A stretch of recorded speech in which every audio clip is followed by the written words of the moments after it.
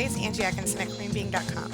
Today we're going to discuss narcissistic abuse recovery, how to get over your ex-narcissist. Let's get started.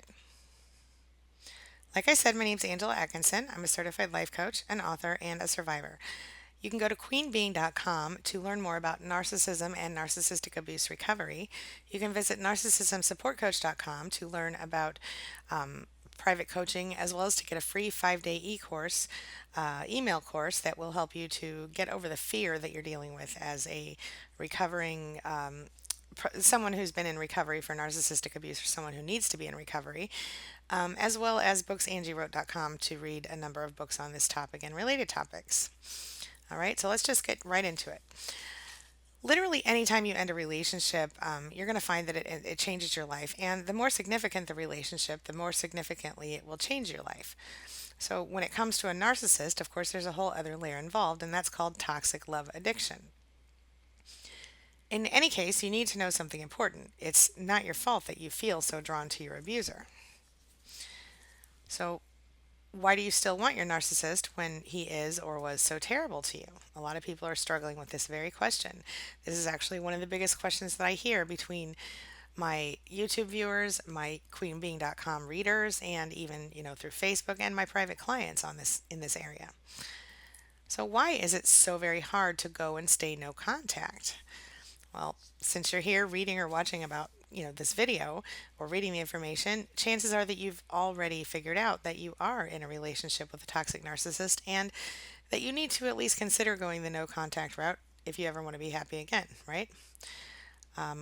But as I'm assuming you know, that's a whole lot easier said than done, and that's especially the case when the person in question is a close family member, friend, or significant other. And in this case, today we're talking about significant others, right?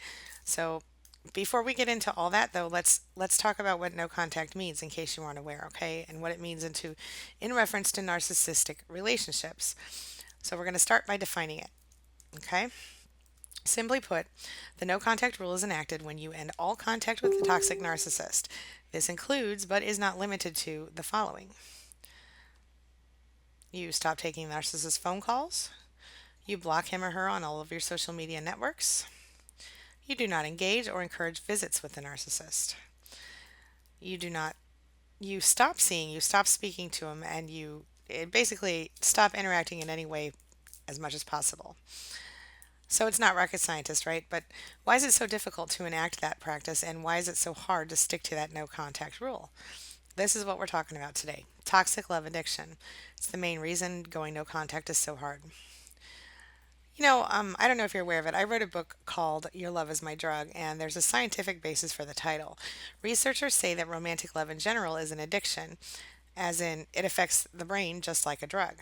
Logically, you shouldn't do things that are bad for you, like drugs. And toxic people who are bad for our lives, yeah, sure, we all know we need to get and stay away, but we also all know, if we've been there, that it's just not that easy sometimes. Romantic love actually stimulates the same area of the brain as addiction. And according to scientists, we are biologically that's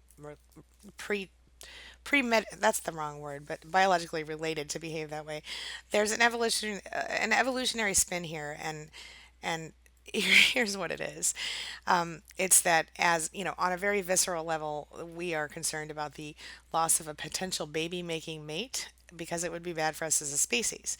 So I know that sounds very simple, but part of the reason that you crave the person who you are separating from, regardless of how terrible they are, right? But it's because of the fact that your body or your body wants to keep making babies, even if you're not really going to keep making babies. And of course, on top of that, humans are hardwired to develop bonds to other humans. Again, it's a survival urge. Okay. But if you add together your biological need to bond and the need to keep your mate or to feel great distress at the loss of this person, what do you got? It affects you like a drug. The relationship with a toxic person affects you like a drug. And when you're not getting that sweet, sweet poison, you just might miss it. It sounds funny, but it's not funny. It's real. And a lot, it's going to be a lot like a crack addict or someone who has an addiction to an actual substance. And you're going to miss a person on that kind of intense level, if you can understand that. Okay, so you're not there. There's nothing wrong with you. It's kind of crazy that your body actually forces you to miss a narcissist who has hurt you, but it is exactly what happens.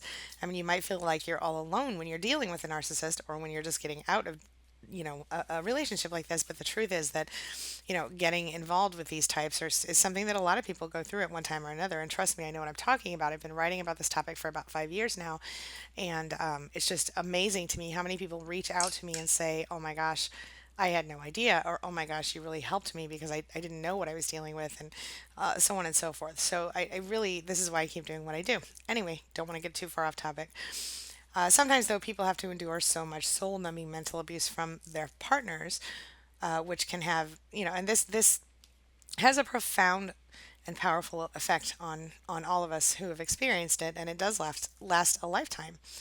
So that is another reason that we are so damaged after these kinds of relationships. After a painful episode of gaslighting or any other form of narcissistic abuse, which does often include, the actual discard phase, sometimes it's really difficult to bounce back from it, and it's hard to deal with the self esteem issues that come along with it. Of course, not only that, but the torturous mental abuse you were subjected to by a narcissist is usually an attack on your personal character. And that's an emotional assault that, we all know it happens all the time thanks to narcissists. So, the narcissist, as we've all talked about before, he needs to make you feel worthless and insecure, but you don't understand why, because quite honestly, during your relationship at least, you would have been his biggest fan if he would have allowed that. But why does a narcissist need you to feel worthless and desperate during a relationship? Well, of course, it's basic NPD, Narcissistic Personality Disorder 101. His intent, whether he realizes it or not, or she, let me just say this right now, this can obviously be a female narcissist as well. Statistically speaking, we're talking, something like 51% male in the narcissist population and 49% female, something like that. So, male or female, depending on, who you're dealing with. Their intent is to gain control and boost their ego. And yes, women can be abusive too. Bottom line, if the narcissist wants you to have low self esteem so you won't think for yourself. And in an ideal situation, this is the time to go no contact. The truth is that getting out of that relationship like that, it's the first step that you need to take in order to save your sanity. But what if you can't go no contact? Well, then you learn to deal with it. So let's just really quickly. If you're parenting or you're dealing with a tough time with a narcissist, let's talk about that. So there are other things that you need to do to fully recover from the gaslighting, manipulation, and mental abuse that you experienced during that time. First of all, it's important to stay active. So start by getting back into your life. Get out there, do some things with your family and your friends, because an abuser loves to alienate you from your loved ones. And I'm sure that during that relationship, you did receive, plenty of isolating treatment, isolating behavior from the narcissist, and you may need to reconnect with people as you reemerge from that relationship. So make that one of your priorities. Connect with a new person or an old person on a regular, daily. And I don't mean old person. I just mean someone you've already had in your life before. Or if you're not able to do that, look at connecting to some new people. All right, maybe join a church or join a community group or a sports team, anything to just find some connections outside of your old life. Okay. All right. Keep your mind focused on other things so that if you don't isolate yourself at home, see what I'm saying? And you don't want to become dependent on that negative person who's feeding into your self-esteem issues. So I personally have found, and I say this all the time, I focus on what I can control as opposed to those things that I cannot. It's truly helpful, and I mean it. You really do have to change your mind to change your life. Okay. So call your friends, read uplifting books, concentrate on a project like redecorating your house, distract yourself basically. Do whatever it takes to keep you going. If you have a job, keep working and take note of your goals and achievements at work. You can get a lot of validation through your work. If you don't have a job, look for one. Working might get your mind off your problems and give you the necessary affirmation that you can do whatever it is that you want to put your mind to, and that you're not worthless. If you don't want to get an official job, go volunteer somewhere, or start a blog or whatever you want to do to help yourself to have something, purpose. You need purpose. Okay. One thing that I seriously Do I need to say seriously again? I really recommend is that you hold off on jumping into other relationships until you're really emotionally healed. Okay, so you're more likely to fall for other partners who are just like your ex, or who, are so far the opposite of your ex that maybe they're on the other end of the extreme, right? And extremes are never good. So you don't want to get into the same situation as before and repeat this cycle of abuse. And personally, with my ex, I was when I finally did leave him, I told myself that I was not going to date anyone until I had been legally divorced. And of course, I had a child involved and I was the one paying for everything, of course. So it took me almost a year to get divorced. And I'll tell you what, that was the smartest choice I could have ever made. All right. Give yourself a deadline and do not date anyone. And even if you like someone in that time, you know what? You just tell them, look, I'd really like to date you, but I promised myself I'm not going to date for this long. And so if you'd like to give me a call after that, let's do it. Or you guys can be friends until then, but don't be crazy. You need time to heal. You need time to learn to be by yourself. That's what a lot of us who are in these situations have never done before. And once you learn to be by yourself, you might actually find it's not too bad. Okay? All right, so next up, don't waste time on thoughts of your ex, whether it's negative or otherwise. Some people make the mistake of spending a lot of time on their thoughts, spending, wondering, talking, thinking about how much they hate their former partner, or how much they wish they could get revenge. And maybe that is beneficial to you at the beginning in order to help keep propelling you forward. But you do need to release that anger and focus on what's important, and that's you. Because the fact of the matter is, anger isn't healthy for your body or your mind. Okay? So are you still struggling? Let me ask you a question.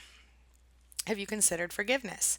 Hold on, don't hang up on me yet. Don't click stop just yet. I promise I've got the good stuff coming up for you, okay? So let me tell you a really quick story. When I was in college, I rented a basement apartment, from a friend and her boyfriend, and things were great until their relationship began to deteriorate. At which time my friend moved out. That was no good. And anyway, at that time, we all agreed that I would continue to rent in the basement, and that's at least until they decided, what they were going to do with the house. In the few weeks that I lived there after my friend moved out, her ex boyfriend, began to get into things that belonged to me while I was gone, taking things and doing who knows what else.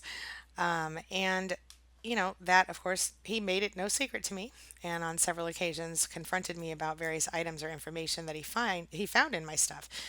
One day I woke up, found out he'd climbed into my bed while I slept, and pretty honestly, that was the last straw.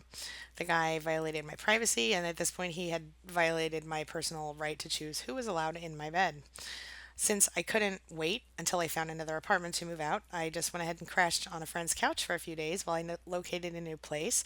Of course, when I did, I was really happy, and except this one thing, this little dark spot in my life, and it was this overwhelming anger that kept looming in my subconscious. And every time I turned around, it was something reminding me that this dude had violated me, had hurt me, had upset me, and quite honestly, that he wasn't the only one. By the time I was 19 years old, which is when this happened, I'm much older now, had done so, and some of them in even more harsh ways. So all of this stuff was kind of building up, right? Negativity begat negativity, and I started getting more and more of it in my life. And that's kind of how the law of attraction works. When you're focused on things that suck, you get more stuff that sucks. But I struggled with it for months, and I kept falling into depressions, and I felt worthless, and I was drowning in my own thoughts. It was killing me. But one day I sat there, I was racking my brain about how in the hell do I get over this, y'all? And then I thought I heard something, literally heard something, except I was alone in my apartment, of course, with my cat who doesn't technically speak any English. Um, so I know this is going to sound crazy, but I would swear to you at that moment that I heard someone whisper, "You have to forgive him," in my ear. So strangely enough, I knew immediately what that whisper meant. And even though I had stuffed it all down and tried not to focus on my anger for all of these months, it had stayed there like a parasite, nibbling away at anything positive that came into my life. So, what I do, you know me, I picked up my notebook and started writing. Ended up writing the guy a letter, and I told him why I was angry with him and what he did that hurt me so much. Told him why I thought he was wrong, called him every freaking name in the book, y'all. And I said cuss words that I even invented for that occasion. Yes, I did. And at the end of the letter, I told him that I forgave him, not for him, but for me, because I deserve to live in peace without the negativity of my past or him, with him, or anyone else for that matter, corroding my beautiful world. Yes. So when I finished that letter, I felt an amazing sense of peace just like wash over me almost immediately. And though I did fully intend to mail the letter, or at least an edited and polished version of it to that dude. I never did, and it turned out that I never really needed to. Once I had written down my feelings and owned them and moved on, the healing began. You can actually, if you do this, I suggest that you do this. Write that letter. If you choose not to mail it, burn it or wash it away in a river. Do whatever feels good to you about just sort of letting go. In my case, a really simple act like that allowed me to release months of pent up feelings that were holding me back. And I was finally able to begin to feel good again, and suddenly my life was back on track. So, how about you? If you're holding a grudge, if you have old anger lingering in your heart, it's time to begin to heal. And we all know logically that we can't change the past, so we shouldn't live there. So, before we continue on to the next part of the video, I want you to write this down. This is a challenge for you today. If you are plagued by anger or holding a grudge or sadness or anything like that you just can't let go of and it's related to your narcissist, try to write a letter today to that person. Tell them what you mean and don't censor yourself and let it all out. And then at the end of your letter say, "You know what? I forgive you. Even though I'm still not going to forget and I'm not going to let anybody else hurt me the way you did, and I'm certainly not going to let you hurt me again. I forgive you because I need to forgive you for myself."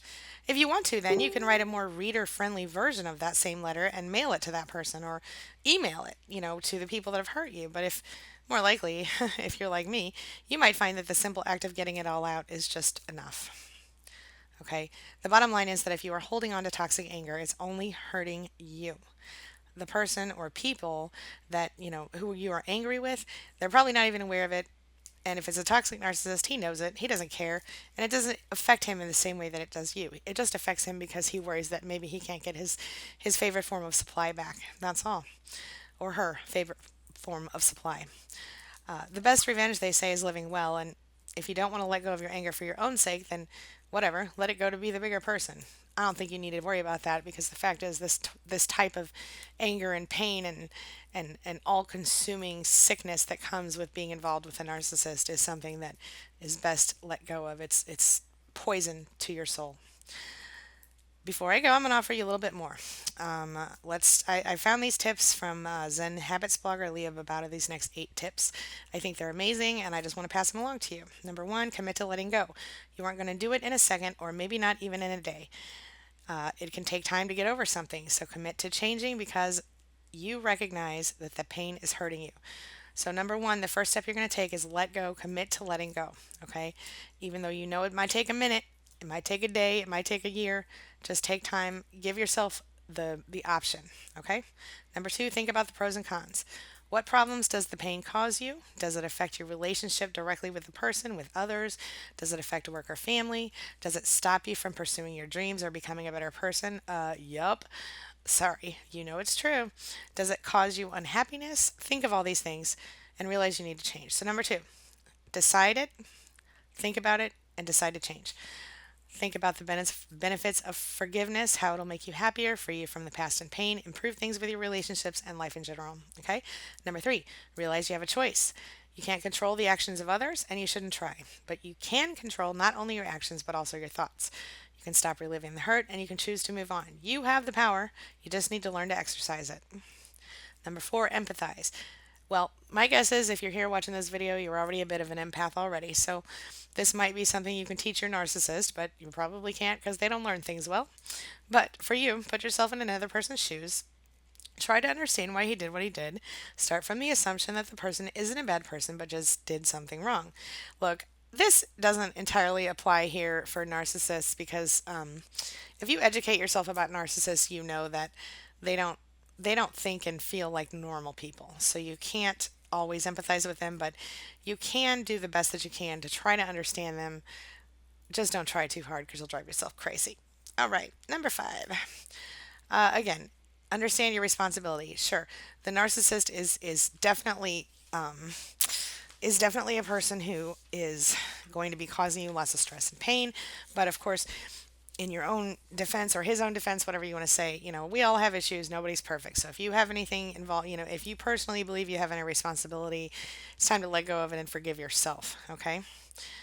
Now, this is a good one. Focus on the present. Now that you've reflected on your past, realize that the past is over. It isn't happening anymore except in your mind, and it does cause problems when it's focused on your mind, when it's coming from your mind, unhappiness and stress. So instead, Bring your focus back to the present moment. If you find yourself living in the past, focus on what you're doing now. What joy can you find in what is happening right now? Okay, I say this all the time. Look around you and count 10 things you're grateful for. Even if it's simple stuff like I have a door, I'm breathing, I woke up this morning, I like the paint on my walls. You know, I'm glad that I had food for breakfast this morning. It doesn't matter. Start small and you work your way up. Okay. Number seven, allow peace to enter your life. As you focus on your present, try focusing on your breathing.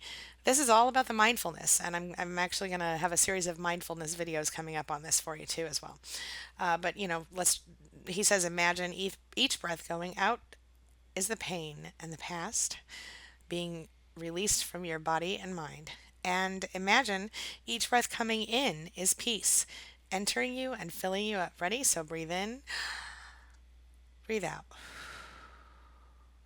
So as you breathe out, you imagine the breath going out being the pain and the past leaving your body and your mind.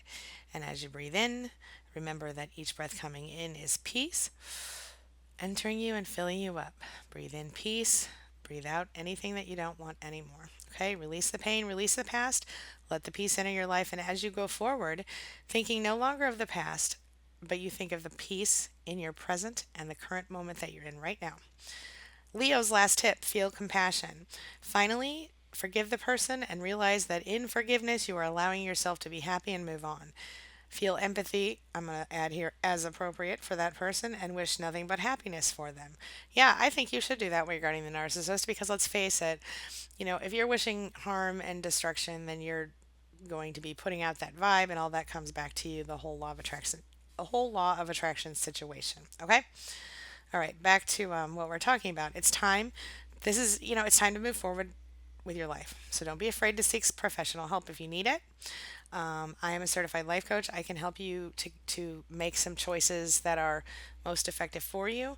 I also suggest you join our SPAN support group. That is actually free. You can learn more about that at queenbeing.com/SPAN SPAN. Number one, I would say, do not let a toxic relationship break your spirit. Okay. It's over, you're still in it, you're getting ready to get out of it. Get out there and take back your life. Don't waste any more time. Okay. I'm going to leave you today with a final quote from Catherine Ponder, and I hope you like it. It is, when you hold resentment toward another, you are bound to that person or condition by an emotional link that is stronger than steel. Forgiveness is the only way to dissolve that link and get free. Okay? Do you feel me? So, in order to get over your narcissist, number one, let go of the anger. Number two, forgive the person. And number three, stay focused on what's happening in the moment. Okay. Now, the next video, I'm going to expand on this a little bit more, and I'm going to discuss some other coping strategies that you can try as well. In the meantime, you can visit queenbeing.com if you need to know more about that stuff. But okay, let's get to it. It's your turn.